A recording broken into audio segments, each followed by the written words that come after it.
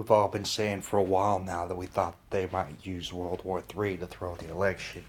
And as we see more and more of these unprecedented events taking place, it seems like more of a reality. We've already had Donald Trump calling BuzzFeed and CNN garbage and fake news on live TV. We've seen stars airing what it looks like to be mind control programming on all of their channels for about an hour.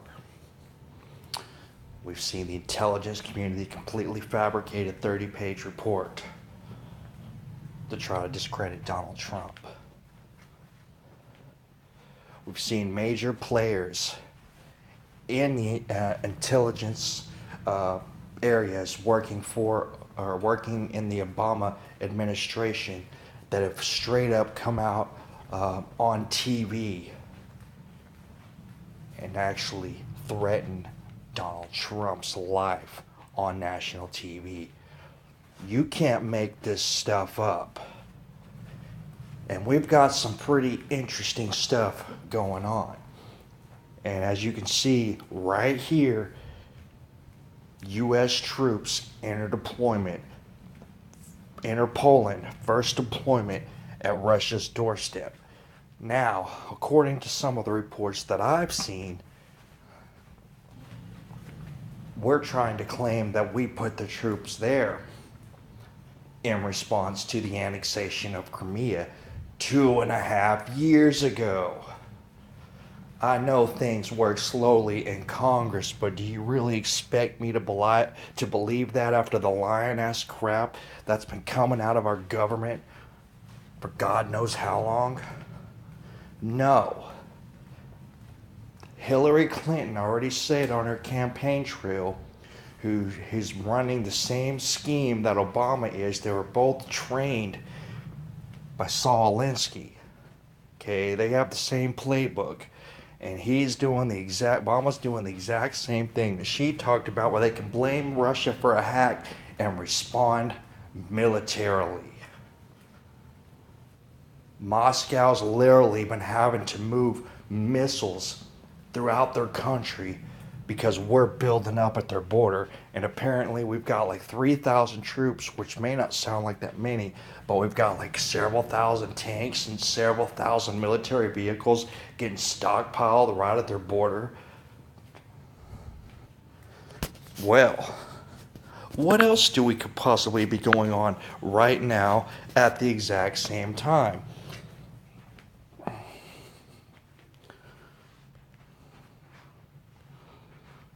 According to this little website over here, that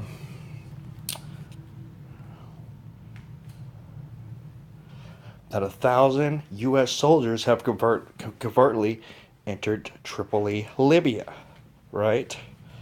And this is more areas here that could give us more access to being close to attacking Russia.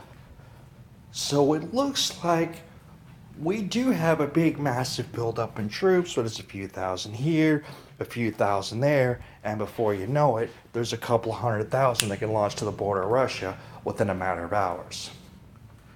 You see what I'm saying here? So there could be something pretty big going on there. And if that wasn't enough, Israel is not fucking around anymore, apparently, because they decided to bomb the military airport in Damascus, Syria. And if you've seen any of the pictures from Syria, from the war that's been going on there, this place is already a big pile of rubble. So the fact that there was even a military base left there is beyond me. But from what I've seen from history, wars usually become much, much, much bigger as soon as people's military airports start getting bombed. I'm just saying, and Israel decided to go ahead and bomb or hit their military airport with missiles. All right, so this is getting serious. So This is actually Israel hitting a Syrian airport is not like the typical stuff you hear about going on in the Middle East all the time. This is actually a pretty big deal, and this is actually a pretty big strike. And this is typically, from what I've seen, the type of thing in history that can easily launch people into a massive, massive war. So, got a lot of stuff going on in the Middle East. A lot of it's revolving around Russia, and a lot of it's revolving around Israel, who, as you know, they've been more funded by our military than anybody else on the planet for a long, long time, until recently when Obama decided to stab them in the back. So, we'll keep watching this thing and we'll keep seeing what's happening.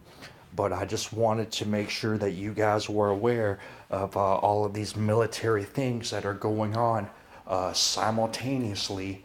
And I actually didn't pull up an article about it, but China is, and I know you've been hearing this for a while, but it's getting real serious over with China and over those islands. China is getting ready to go to war. Okay?